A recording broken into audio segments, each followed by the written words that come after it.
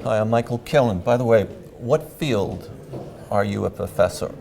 A professor? So my faculty appointment is in a department called Energy Resources Engineering, and I work on all aspects of how we make the clean energy transition that's underway in this country and the world as a whole. Great.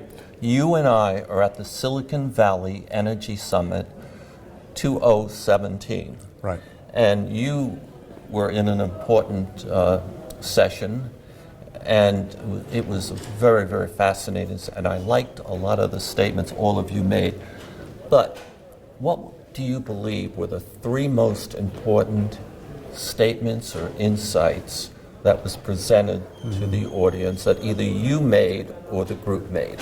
Well, I think the most important fundamental idea is how essential thinking about energy and its role in society is going forward.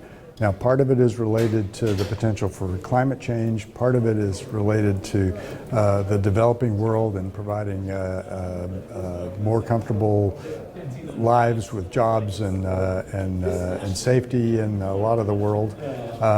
Those are all big challenges that we can face through providing clean energy services. So doing that, there was lots of discussion of the question of are we supporting that adequately in this country. The United States has given some signals that it's pulling back from both the scientific support and the engineering support, but also in the sort of political leadership in the world to try to solve these problems. There was a sense, I think, that not everybody agrees with that approach, and that we need to think hard about how to support the activities and go forward and do a good job on this. And then I think really the most important final idea was that places like this, Stanford and other good universities, have a lot to contribute. The people who will make this clean energy revolution can be educated in places like this. And there's a potential, a lot of excitement about doing it, and so we need to band together and change the world. So one of the points you made is it would be good if the people of the United States and other parts of the world recognize the importance of energy in our lives and in our future. Another one that you said is we should think about the people in other countries, the underdeveloped and developing countries, and we should, and you correct me if I'm not paraphrasing you correctly, think about how we can provide energy to help improve their lives. Mm-hmm. I certainly think that's an important idea. If you look at the United States and Europe, we have a responsibility to be more efficient in the way we use energy, but I think we also have a responsibility to think about people in Africa or India. China is on the road to doing this. They have their own challenges with regard to air quality to deal with. We worked on those in the 1960s and 70s. So there's a kind of a progression that we need to work through as we do this, and also deal with the challenges of climate change. So those are interacting systems that we need to work on together. And then I think you said the universities should somehow maybe should be protected or supported in this kind of environment. And the universities have to do more and more to help our country and the world. Yeah, so universities, I mean, I'm obviously biased because I work in a university, but they have a very important role to play, but they can't do it by themselves. It needs to be a partnership with industry, with government. It's that full system that really makes it possible to accomplish what we need to do. Now we have a big complicated government. We happen to be squabbling about the federal budget right now. That's a conversation that will be held with Congress, and I see some evidence that they're going to exert their budget authority going forward, and that's good. That's the way we support a lot of the work that goes on at universities. And I think that's an essential component of going forward. Now, one thing that really got my attention among everything else you said is, well, first of all, for the last 10, 15 years, we've been thinking about the zeitgeist sustainability. And we need to find ways, water sustainability, energy, and many other aspects of our lives. But today, I heard this new emphasis on resilience. And resilience is, as you know, preparing for the hits and preparing to spring back. And I heard one of the teachers, one of the professors or members on the panel say there are now opportunities to focus on resilience. And that's an acknowledgement that we are not heading for a comfortable future. Yeah, I think that's partly true. It's also true that, you know, we've always needed to be resilient. Even if we didn't have the climate challenges that we've created, you still have hurricanes and tornadoes and earthquakes on the West Coast. But the idea that we should think hard about the changes that are coming and then be prepared to deal with them. You're right that has had more emphasis of late, and for good reason. There are plenty of challenges there, and the panelists that made the best case for this pointed out to students that there was likely to be job security in that area. Yes.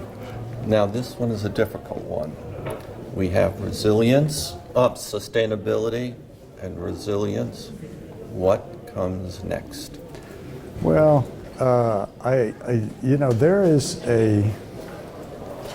there's a revolution underway I referred to it as a clean energy transition, but it's much more than that, because it has the potential for being disruptive of the way that markets function, because we're going to a system with much more distributed generation of electricity. For example, we're electrifying all kinds of services, and we're really, there's going to be a lot of transformation of a lot of things that we take for granted now.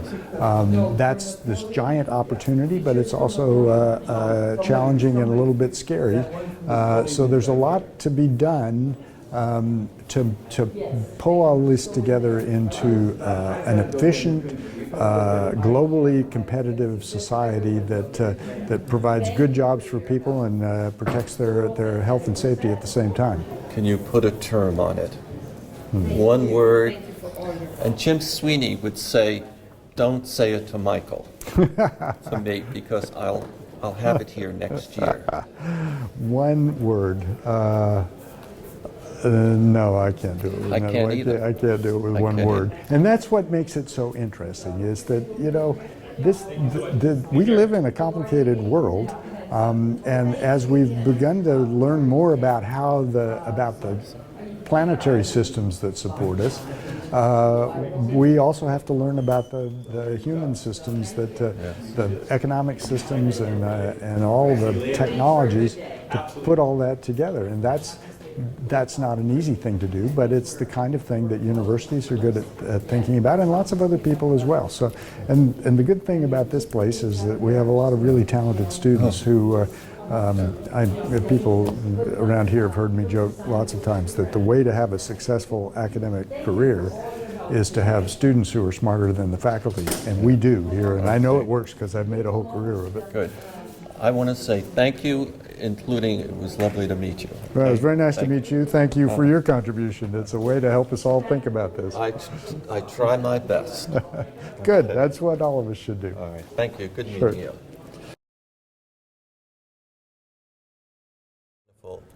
I am honored to have the opportunity to chat with you.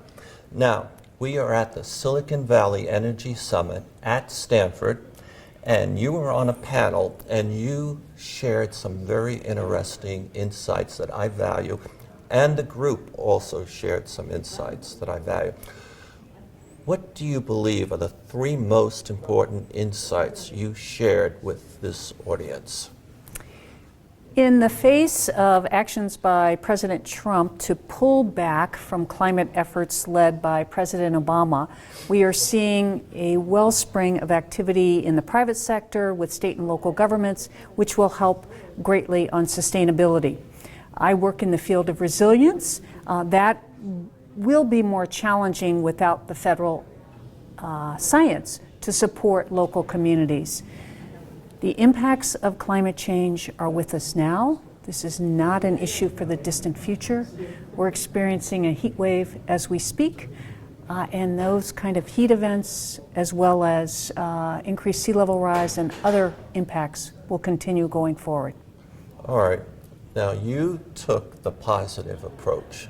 You mentioned setbacks by President Trump with respect to addressing the climate change issue.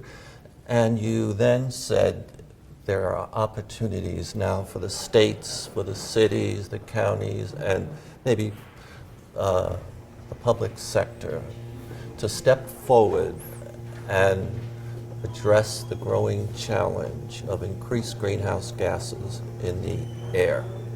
Is that right? Yes, I think there are increased opportunities because the federal government will be less of a player for the foreseeable future, as indicated by President Trump. And do you think that's good? I think it's better if we were all working together. This is a whole of government, whole of community response needed for the scope of impacts that we will continue to experience on an accelerating basis. So my preference would be we would have continued with the federal government and the state and locals would have built more capacity.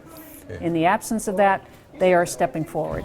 And then you said something about sustainability. Your area of concentration at the Hoover Yes. is Resilience. resilience. Okay, and what in the world does that mean?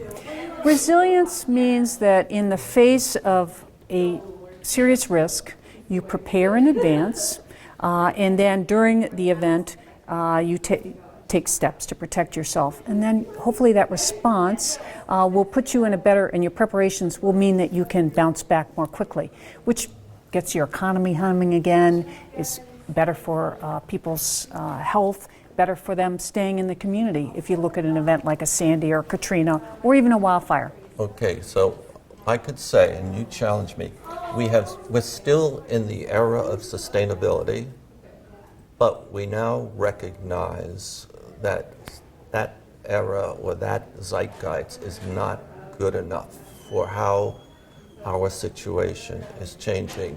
And now we need to start focusing more than ever on resilience to be able to spring back, prepare for the hits and spring back from them. I couldn't agree more. One of our founding fathers had an expression. He was Ben Franklin. You remember him from Yes. so many of his funny terms. He said that by failing to prepare, you were preparing to fail. And at this moment, we are not adequately preparing for the impacts of climate change that we are already experiencing and will accelerate over time. We succeeded as the world to adopt the need for sustainability, and thousands of heads of cities, governments around have hired people to work on sustainability programs. I know of hardly any city, county, state that has a director of resilience. Is it your job to help inform the policymakers, government officials, NGOs, and others to help them realize we now, besides the Rockefeller Foundation, we now need to invest in people, processes to be more resilient? Yes. I served as President Obama's special assistant to the president, and senior director for resilience policy. I actually had resilience in my title. I was on the National Security Council.